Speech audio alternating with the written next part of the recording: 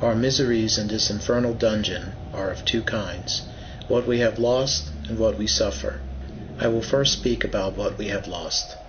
In this sad, dark place of misery and sorrow, we have lost the presence of the ever-blessed God. This is what makes this dungeon hell. Though we had lost 1,000 worlds, it would not be as important as this one greatest loss. Could we but see the least glimpse of His favor here, we might be happy, but have lost it to our everlasting woe. Here we have also lost the company of saints and angels, and instead have nothing but tormenting devils. Here we have lost heaven, the center of all blessedness. There is a deep gulf between us and heaven, so that we are shut out from it forever. Those everlasting gates that let the redeemed into heaven are now forever shut against us. To make our wretchedness far worse, we have lost the hope of ever obtaining a better condition. This makes us truly hopeless. Well may our hearts now break, since we are both without hope and help. This is what we have lost, and if we think of these things, it is enough to tear and gnaw upon our miserable souls forever. Yet, oh, that this were all that our torments were. But we are also tormented by suffering and pain, as I will try to explain to you now. First, we undergo a variety of torments. We are tormented here 1,000, no 10,000 different ways. Those that suffer upon the earth seldom have more than one affliction at a time. But if they had ulcers, gallstones, headaches, and fever, all at the same time, would they not think they were very miserable? Yet all those things together are but the biting of a flea compared to these intolerable, sharp pains that we endure. Here we have all the sufferings of hell. Here is an unquenchable fire which burns us, a lake of burning brimstone that ever chokes us, and eternal chains that bind us. Here there is utter darkness to frighten us, and the worm of conscience that gnaws upon us everlastingly. Any one of these is worse to bear than all the torments that mankind ever felt on earth. But our torments here are not only various, but are also complete. They afflict every part of the body and torment all the powers of the soul. This makes what we suffer the worst of tortures. In those sicknesses which men have on earth, though some members of their body will suffer, yet other parts have no pain. Here it is different.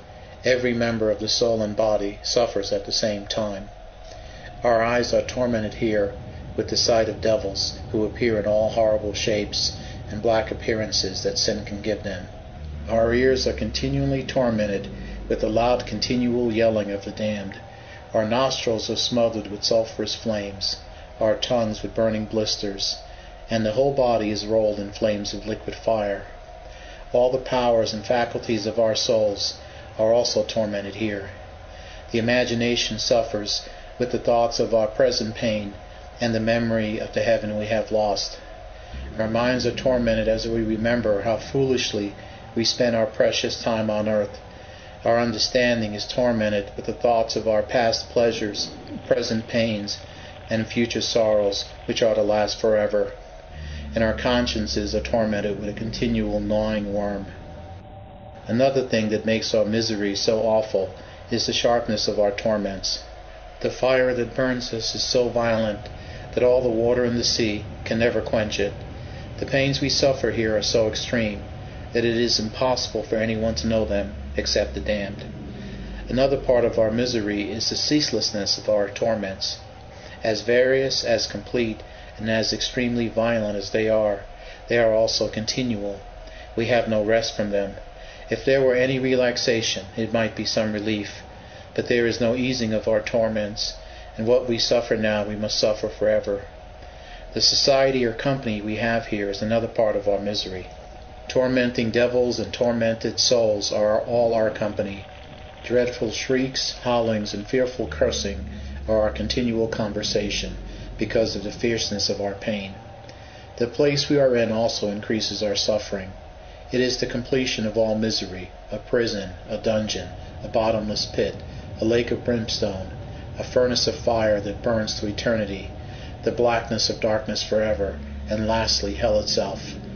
Such a wretched place as this can only increase our wretchedness. The cruelty of our tormentors is another thing that adds to our sufferings. Our tormentors are devils in whom there is no pity. While they are tormented themselves, they still take pleasure in tormenting us. All those sufferings that I have recounted are very grievous, but that which makes them the most grievous is that they shall always be forever. All of our intolerable sufferings shall last to all eternity. Depart from me, ye cursed, into everlasting fire, is what continually sounds in my ears. Oh, that I could reverse that fatal sentence. Oh, if there were but a bare possibility of salvation. This is the miserable situation we are in, and shall be in forever.